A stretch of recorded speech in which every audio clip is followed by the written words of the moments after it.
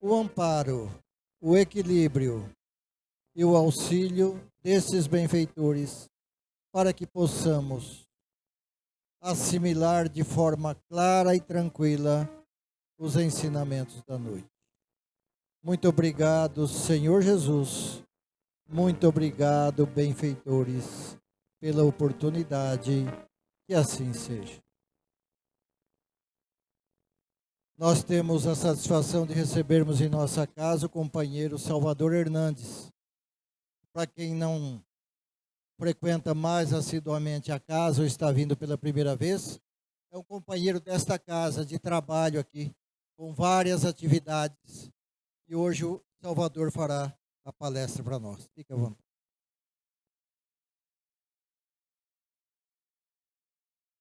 Muito boa noite, meus amigos. Que Jesus nos abençoe no nosso propósito de estarmos juntos, refletindo, estudando, aprendendo mais sobre o Evangelho, a doutrina espírita nessa noite. Eu queria que a gente desse uma olhadinha ali, né, no nosso telão, para a gente ver a proposta da nossa reflexão de hoje, que a gente vai se debruçar para entender melhor qual foi o mecanismo e os ensinamentos que estão contidos nessa passagem tão interessante e intrigante do Evangelho, quando Jesus caminhou sobre as águas e, na verdade, convidou o apóstolo Pedro também para que fizesse o mesmo. Então, será que é possível a gente caminhar sobre as águas? O que será que Jesus quis dizer com isso quando ele caminhou sobre as águas e fez o convite para que Pedro também o fizesse? Essa é uma passagem que sempre despertou muito interesse. A gente tem, inclusive, na obra básica do Espiritismo, a Gênese, uma interpretação de Allan Kardec que nos traz aí detalhes bem interessantes. Mas vamos ver um pouquinho mais aí a respeito de como essa passagem aconteceu no Evangelho.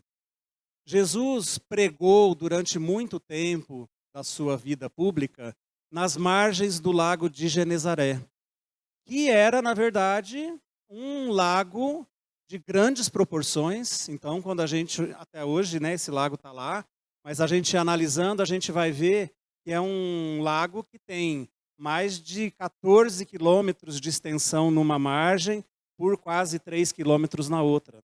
E era, obviamente, cheio de pequenas cidades ali que viviam da pesca.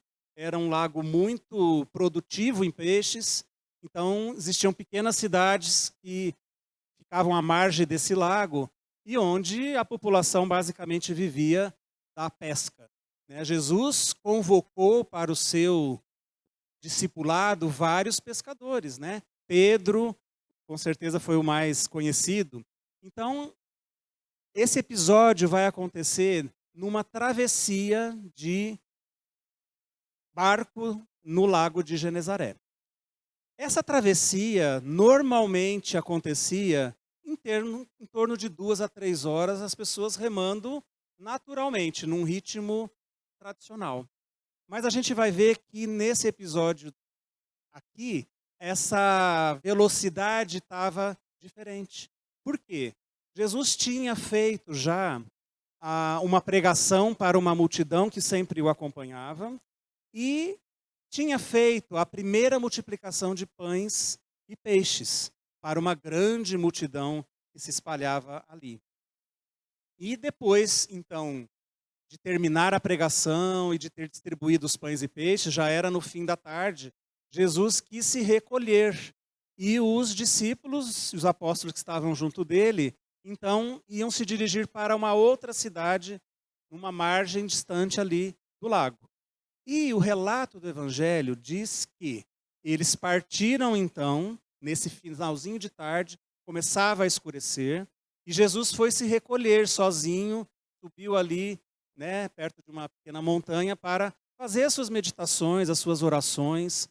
A gente dá para imaginar, meus amigos, uma multidão o tempo todo cercando Jesus, buscando a cura, buscando a transformação, principalmente as curas, né, que é o que as pessoas mais queriam e desejavam, muitos querendo os ensinamentos, mas o tempo inteiro Jesus sendo requisitado. Então, energeticamente, a gente imagina acontecer um grande desgaste. Jesus precisava desses momentos de recolhimento íntimo para se refazer. Em vários momentos do Evangelho ele relata esse tipo de comportamento. Então Jesus ficou e os discípulos entraram no barco e começaram a remar. Diz o Evangelho que existia nesse momento, nesse dia, um chamado vento contrário. O que seria um vento contrário? Era uma região muito suscetível a tempestades, a ventanias, e eles estavam enfrentando esse tipo de tempestade. Eles remavam, mas não rendia essa remada, porque o vento era contrário e trazia eles sempre um pouquinho mais de volta. O texto do Evangelho, pessoal, é muito interessante, porque num determinado momento, então, que eles estão lá nessa remada do barco, e o barco não chega nunca, Jesus vai ao encontro deles. De que maneira? Andando sobre as águas. E ele vai se encontrar com os discípulos no que então está relatado no Evangelho, na quarta vigília da noite. O que significa isso? Que hora é essa? Só para a gente ter uma noção. As vigílias eram marcações do exército romano, porque os soldados faziam as suas vigílias e tinha um revezamento, então, a cada tantas horas. A noite, por exemplo, começava às 6 horas da tarde e até às 6 horas da manhã do dia seguinte, onde havia uma troca dos guardas, essa noite era dividida nas vigílias, tá? O vento contrário trazia, como falei para vocês, o barco sempre de volta. E por isso que a gente vai ver que era já no meio da madrugada, quando Jesus foi se encontrar com eles. Uma travessia que duraria aí de 2 a 3 horas, já estava se estendendo aí por mais de 6 horas. Como a gente vai ver rapidamente aqui.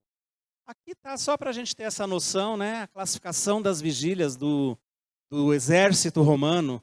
Então, a primeira vigília começava às 6 da tarde e ia até às 9 horas da noite. A segunda vigília começava às 9 da noite e até à meia-noite, era chamada de noite fechada.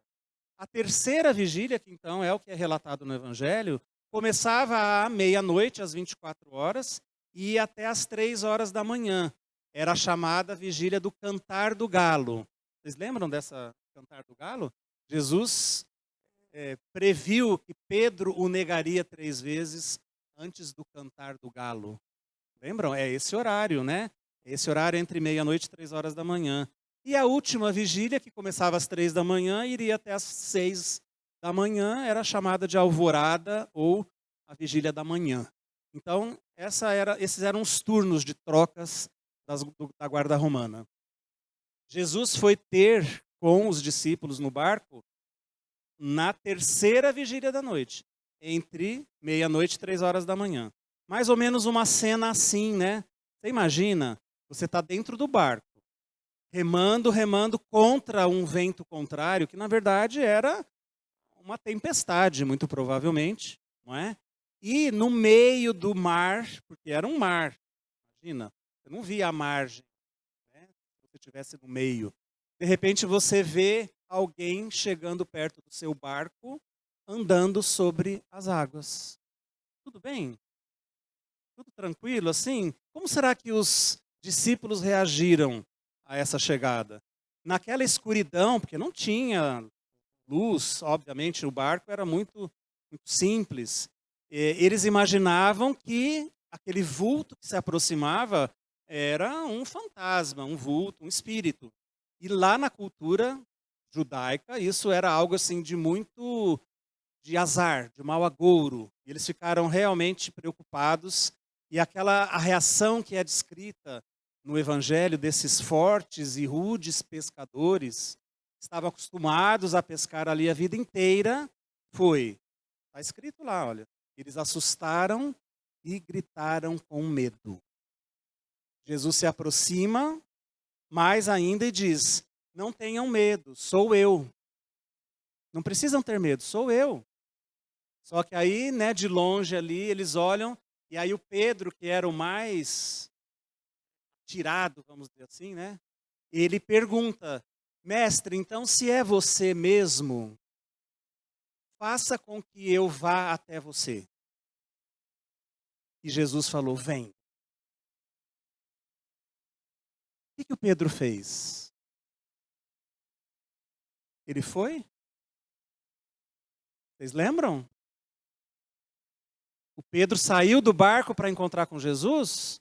Sim, ele saiu.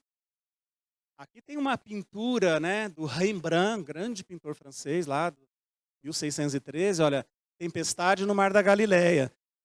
Então, gente, não era uma ondinha qualquer. O barco fazia grandes movimentos, era realmente uma tempestade, né, para a gente ter essa noção. O Pedro foi o único que, então, teve a coragem, vamos dizer assim, de sair do barco e se dirigir a Jesus. Então, ele pôs o pé para fora do barco. O que aconteceu quando ele pôs o pé para fora? Ele afundou? Não. Ele também deu pequenos passos sobre a água. E aí, o que aconteceu? Ele começou a afundar, né? A gente sabe disso. Mas eu perguntaria para vocês aqui, meus amigos, você sairia do barco, né, nessa situação? 3 horas da manhã, tempestade, o barco assim, ó, tudo escuro. Alguém vem caminhando nas águas que supostamente era Jesus. E aí essa pessoa, esse vulto, fala assim, então vem. A gente sairia do barco? Acho que poucos de nós, né? Mas o Pedro saiu. Tá? E aí o relato do Evangelho é muito interessante, né? O Pedro deu os primeiros passos sobre as águas, mas está escrito lá, sentindo o vento forte, ele teve medo. Medo é aquela coisa que sempre está pairando, né, nas nossas mentes, sempre perturbando a nossa trilha, o nosso caminho. Mais uma vez aqui, é o medo que foi a causa de tudo que aconteceu. O que começou a acontecer? O Pedro começou a afundar. E aí ele pede, Senhor, salva-me, porque ele, ó, ia para baixo, né? Jesus segurou na mão dele e os dois entraram no barco. Jesus fala algo para Pedro nesse momento. Ele diz assim, homem de pouca fé, por que temeste? Sou eu que estou te chamando. Vem até a mim. Mas o Pedro teve medo e começou a afundar, né? É muito interessante a gente tentar entender, sobre a luz do Espiritismo, de que maneira Jesus caminhou sobre as águas, de que maneira Pedro caminhou sobre as águas, mesmo que tivessem sido poucos passos. Então, olha lá, na Gênese de Allan Kardec, a gente tem uma explicação bacana do codificador. Também pode ter sucedido, né, Kardec comentando esse episódio, que o seu corpo, o corpo de Jesus, fosse sustentado e neutralizada a gravidade pela mesma força fluídica que mantém no espaço uma mesa, a gente tinha os episódios das mesas girantes, sem ponto de apoio. Idêntico efeito se produz muitas vezes com os corpos humanos. Então a hipótese que Allan Kardec está levantando aqui é que Jesus fez um mecanismo de levitação. Aí a gente fala, nossa, mas levitação? Existe isso mesmo? Isso é possível?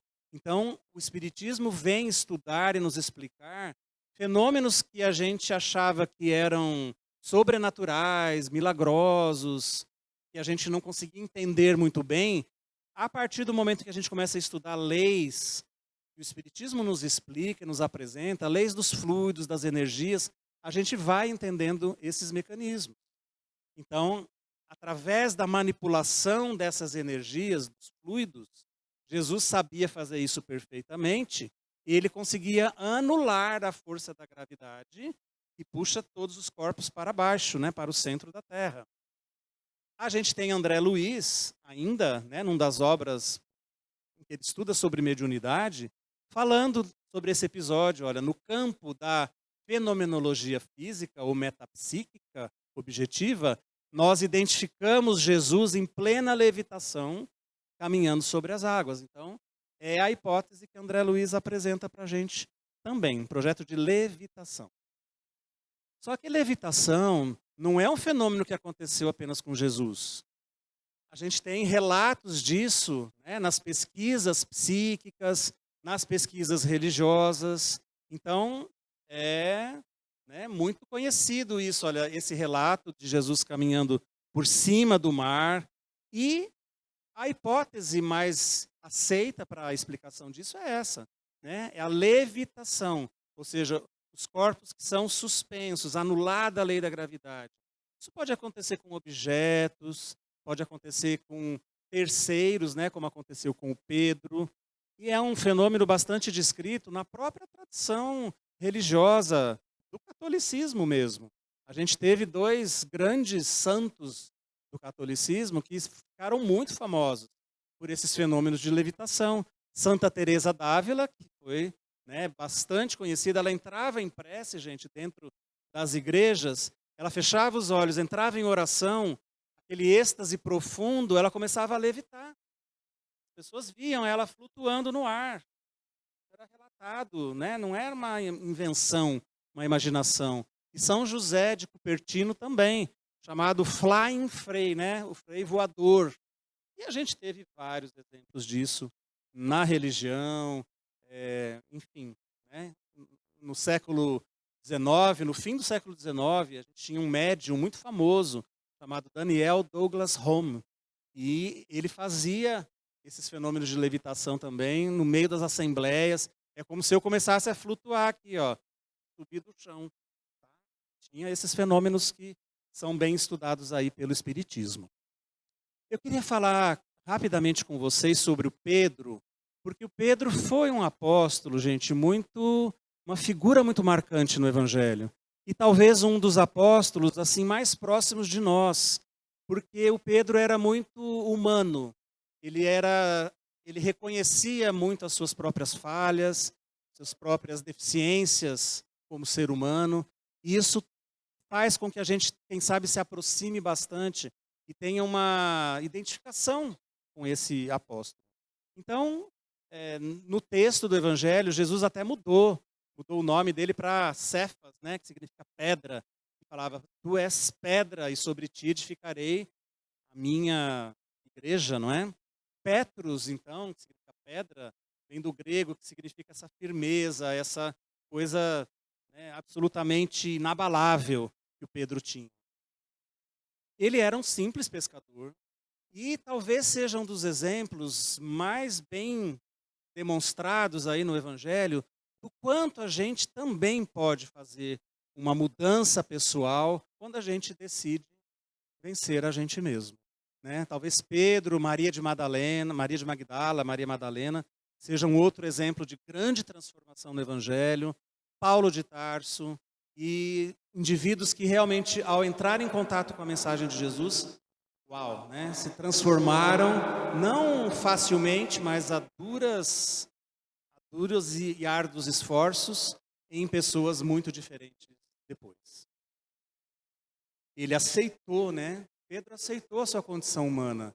Ele falava várias vezes nas conversas com Jesus, quando Jesus até o questionava, ele falava: Senhor, eu não tenho certeza de que eu vou fazer isso, de que eu sou capaz de fazer isso.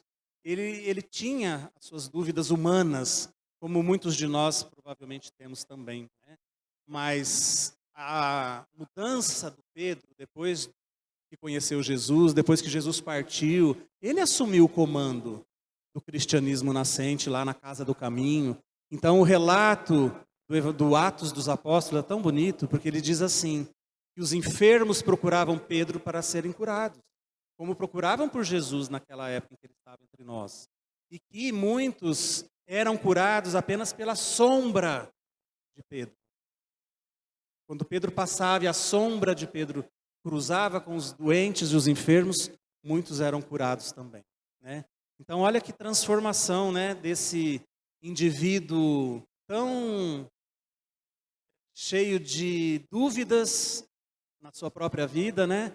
Ele tirou o pé do barco, mas ele teve medo, começou a afundar. Ele negou Jesus 3 vezes. Aquela pessoa que tinha as suas fraquezas, como a gente tem tantas e muitas outras. Mas se a gente perguntar diretamente, assim, por que o Pedro afundou? talvez a gente pudesse encontrar uma resposta interessante, né? Imagine só, naquele momento, naquela cena, tirando o pé do barco, e ele viu o vento contrário, como está lá no texto. Então, muito provavelmente, o que a gente chega, né, na conclusão é assim: sabe por que o Pedro afundou? Porque ele se desconectou de Jesus. Se ele tivesse mantido contato nos olhos, no olhar, ele teria dado os passos sem ficar vendo se estava o vento forte, se ia afundar ou não ia afundar. Ele tinha mantido a conexão com Jesus. E muitas vezes, meus amigos, talvez nós na nossa vida, quando a gente se desconecta do bem, quando a gente se desconecta do Evangelho, a gente dá umas afundadas também, vocês concordam? Quando a gente está mais firme ali na sintonia com as leis, com o amor, com o que Jesus nos ensinou, com tudo de bom que a gente pode sintonizar na nossa vida, as coisas vão melhor. Quando a gente se desconecta, a chance é grande da gente afundar, simbolicamente também aqui, né?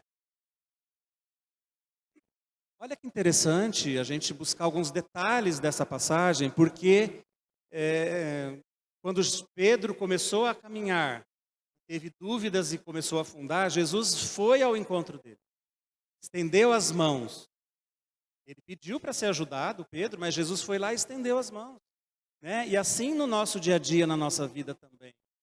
A gente não pode duvidar disso, meus amigos. Jesus vem em nosso socorro sempre que a gente precisar. A gente só precisa sustentar a busca e a sintonia na vida diária. É, no fundo, uma questão de escolha, né? A gente precisa fazer essas escolhas na nossa vida. É uma questão de decisão, de iniciativa, porque quando Jesus falou, vem, sai do barco, Pedro poderia ter falado, não vou. Ele fez uma escolha de sair, mesmo assim começou a afundar. Mas ele teve um nível de coragem que eu acho que muitos de nós provavelmente nem teríamos. Então, na nossa vida, a gente tem que fazer escolhas. A gente tem que ter a iniciativa mesmo do que é que a gente quer alcançar, de qual caminho a gente quer trilhar aqui. Sabe? Isso precisa ser muito claro, isso precisa ser muito bem trabalhado dentro de nós, porque se a gente ficar duvidando, se a gente ficar, sabe, sem ter essa clareza, a gente vai, de verdade, nem sair do barco, provavelmente, ou afundar com muita facilidade. Né? O texto do Evangelho fala em vento contrário, e eu acho que é um termo interessante para a gente trazer também para a nossa vida. Porque vocês concordam que a gente está muitas vezes com essa sensação, que a gente está remando, e parece que a gente não está dando conta de chegar muito longe, não. Parece que os ventos contrários da nossa vida estão muito fortes e a gente rema e não sai muito do lugar. O que significariam esses ventos contrários hoje na nossa vida, né? Que tipo de situação? Muitos de nós enfrentamos vários percalços aí no nosso caminho, tá? Desde os conflitos conjugais, que mexem tanto, né? Na vida nossa, na nossa questão emocional. Tem pessoas enfrentando essas dificuldades nos seus relacionamentos amorosos, e isso traz muita angústia, isso traz um grande nível de sofrimento. A gente tem dificuldades de avançar, muitas vezes na nossa vida, na nossa remada para frente, por conta de dificuldades nos relacionamentos. As dificuldades de solidão, de não conseguir ser uma pessoa mais expansiva, de ter mais amigos, de ter em quem encontrar apoio, de oferecer também o nosso próprio apoio. Enfermidades. Enfermidades muitas vezes são pesadas na nossa existência. Todo mundo sabe disso. Já enfrentou pessoalmente ou com pessoas da sua família. Então, aqueles momentos, aqueles períodos, aquelas fases da nossa vida em que a gente tem que se dedicar ao cuidado da nossa saúde, porque a gente está enfrentando uma enfermidade, ou ao cuidado de saúde de parentes nossos, familiares próximos. Parece que a gente está ali naquela remada contra algo que não deixa a gente avançar com facilidade. As perdas, que podem ser perdas de pessoas, perdas de familiares, perdas financeiras, qualquer forma de perda, perda do emprego. E, sabe, situações em que a gente sente que é como se estivéssemos remando contra um vento muito forte. E esses ventos, eles não podem fazer com que a gente desvie o nosso olhar. Então, mesmo naqueles momentos de grande dificuldade, de ventos muito fortes na nossa vida, se a gente desviar o olhar, sabe, do propósito do bem, o olhar de Jesus, a gente vai afundar mais facilmente. Então, que essa lição nos traga desde já reflexões desse tipo, né? Que a gente não pode tirar os olhos de Jesus, a gente vai vencer os ventos contrários, tá? Tem um ditado muito comum, né? Que a gente acha aí facilmente, até na internet, que diz assim, olha, o mar calmo não faz bons marinheiros. Nunca fez bons marinheiros. Interessante. Eu acho que casa bem com o que a gente está vendo aqui, não é? Se simplesmente a vida fosse uma travessia sem ondas, sem ventos contrários, será que a gente aprenderia tudo aquilo que a gente aprende nos momentos de dificuldade? O marinheiro bom, ele se faz realmente no mar agitado, porque ali ele tem que exercitar tudo aquilo que ele aprendeu e fazer na prática.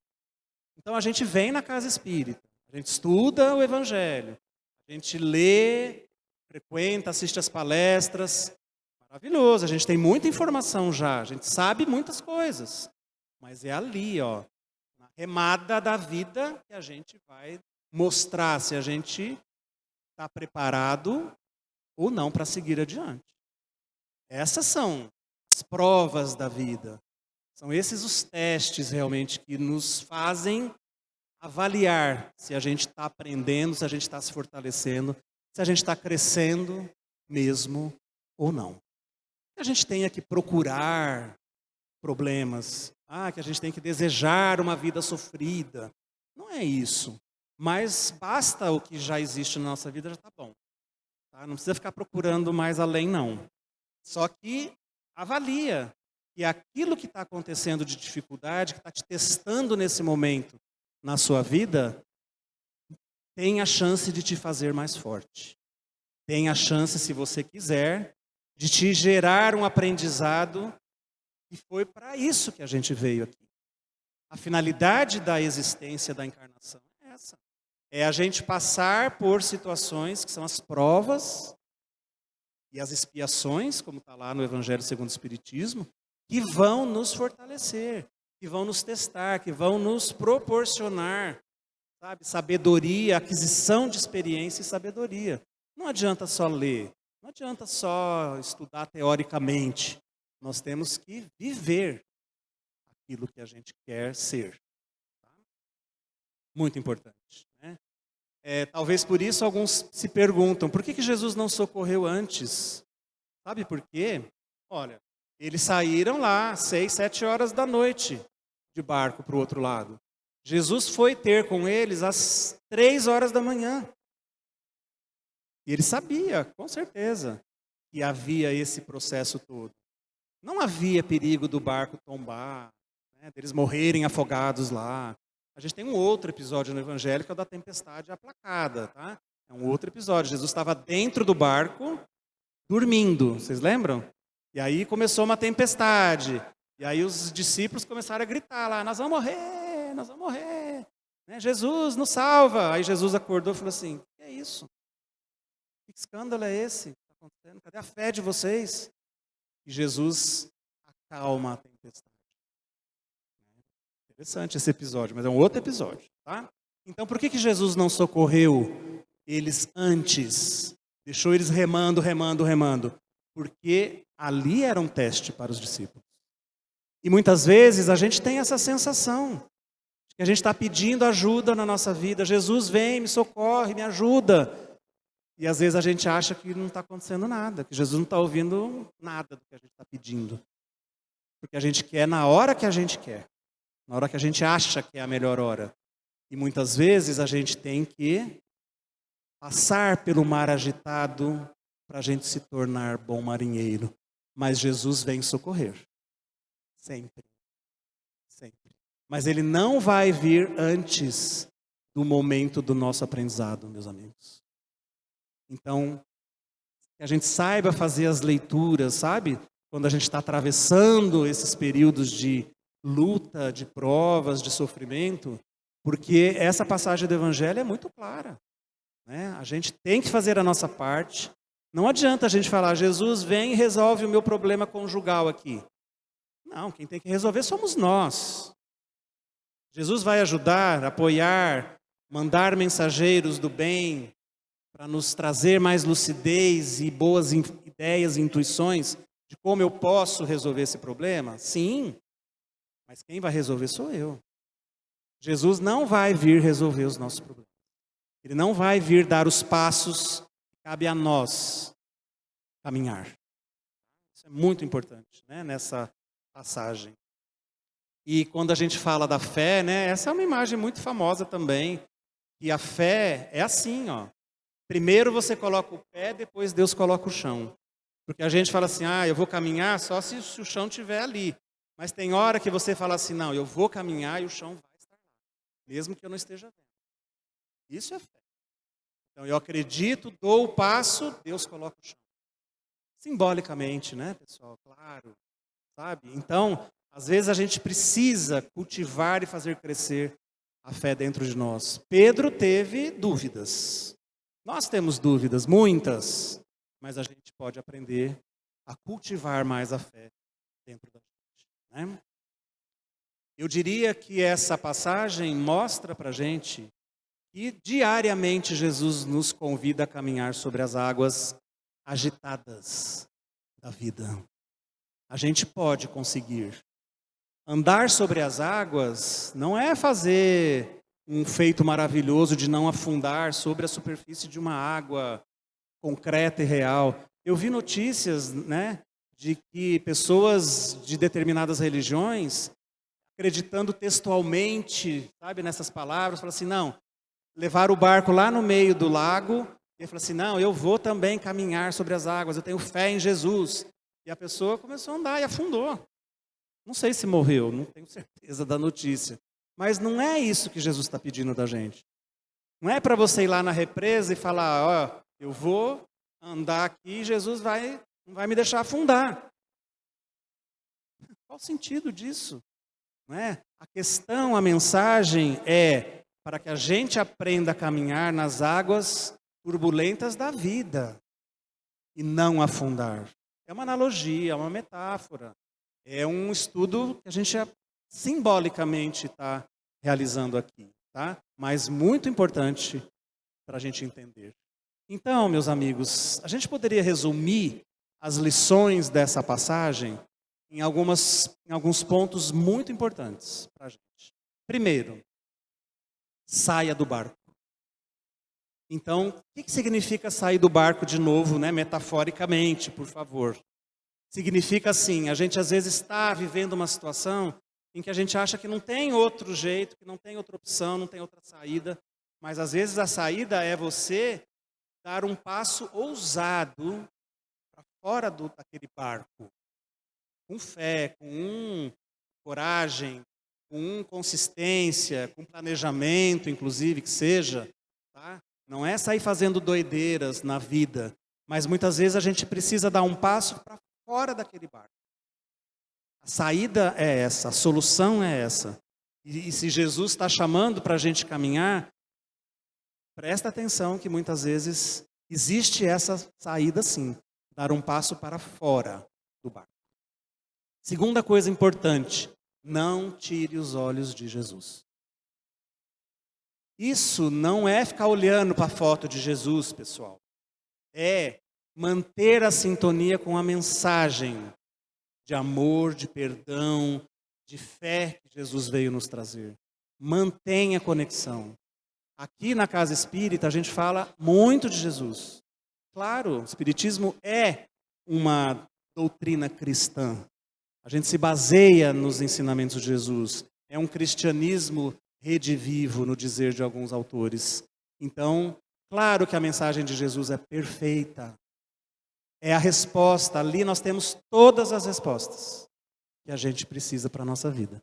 Mas a gente precisa ter os olhos de ver, os ouvidos de ouvir. Então, quando a gente lê uma passagem dessa, a gente precisa entender o que está por trás da lição.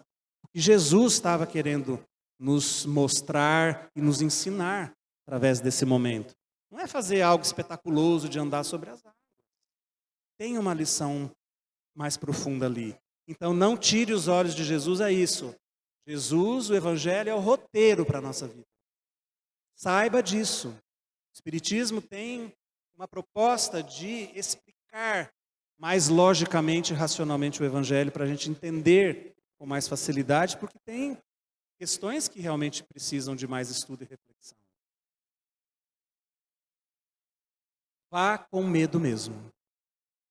Então, muitas vezes a gente se deixa paralisar por essa sensação, por essa emoção do medo.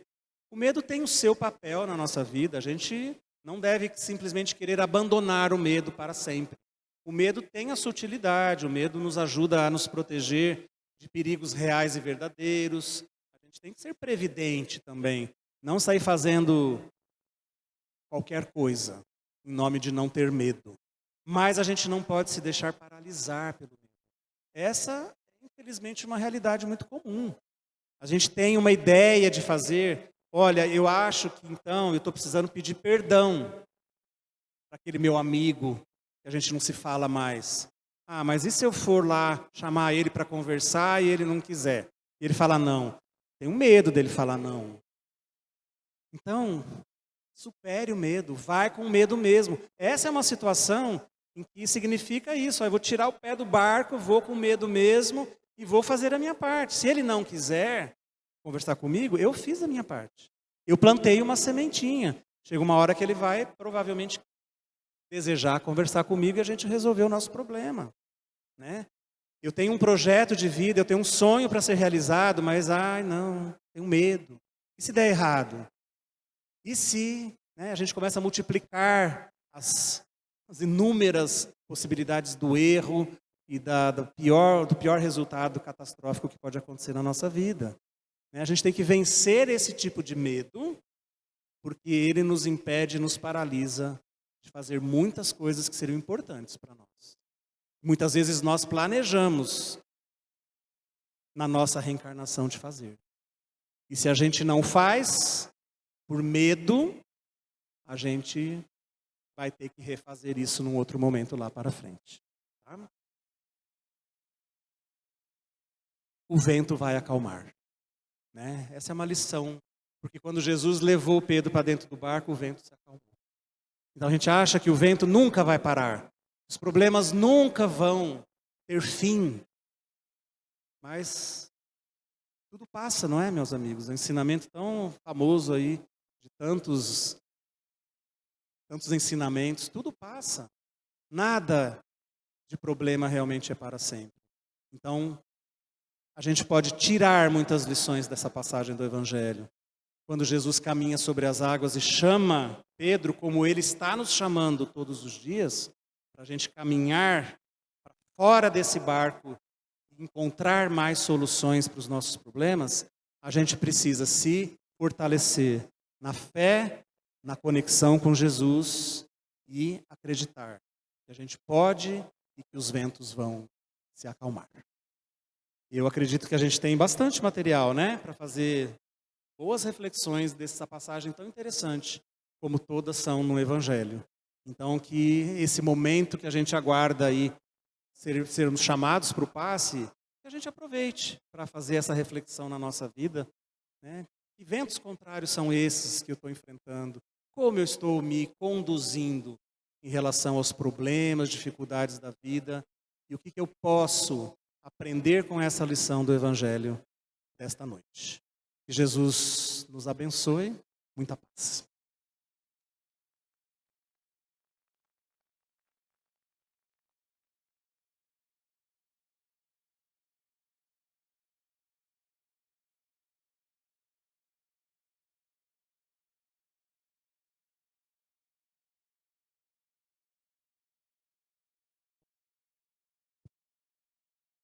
Nós agradecemos ao nosso companheiro de trabalho da casa, o Salvador Hernandes, pelas belíssimas explicações, pela explanação sobre o Evangelho, esta passagem do Evangelho de Jesus. Nos lembrando sempre que sem Evangelho, sem atividade evangélica, nós não vamos a lugar nenhum. Nós vamos para os